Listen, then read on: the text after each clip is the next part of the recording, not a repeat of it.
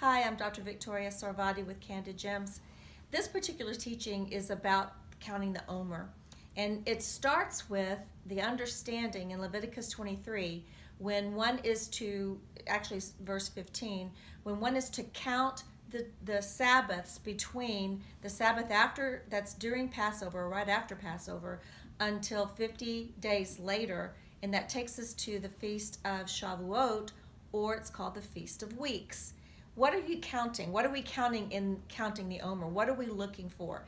In fact, if you go on to understand what it says in Leviticus 23, 15 and 16, it's saying that on that 50th day, you are to bring a new offering, a new grain offering to the Lord. This word new is kadash. Kadash actually means more than new, but renewed or rebuilt, better. And so what is this renewed offering that you are to bring? And how does Yeshua fulfill this in his coming? Well, what happened after Yeshua was raised from the dead on the Feast of First Fruits, which was when you're supposed to start counting? What happened? 40 days later, or for 40 days, he ministered to his disciples. And then he said to wait in Jerusalem for 10 days until the promise of the Father. So all this is very interesting language. If you are a very ancient Judean at the time, you understood that he was talking about a specific thing, and that was the promise of the Father, which was the redemption that would come to those who are seeking him.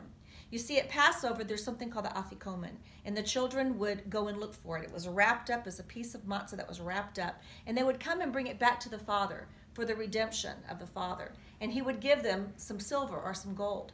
It says in 1 Peter that we are redeemed with non-corruptible things, not like silver and gold, but by the precious blood of Yeshua. This is the promise of what was to come. You see, when the children would bring the afikomen to the Father, he would say, wait 50 days and I will give you the promise of the Father. This was an exercise that they were going through that pointed to what Yeshua was going to do on those exact days. You see, 10 days later, after he ascended, was the Feast of Shavuot. The people were there to give an offering to the temple. But what happened instead? God sent his Spirit down and filled the people with power. Now they were able to offer themselves, because you see, Shavuot is about offering yourself. The grains that you would offer were really representing you. So now they had a powerful infilling or an enduing of the Spirit, and they were able to offer themselves brand new, rebuilt, renewed. This is what counting the Omer is all about, is giving yourself unto the Lord as a new creature in Christ. God bless you and shalom.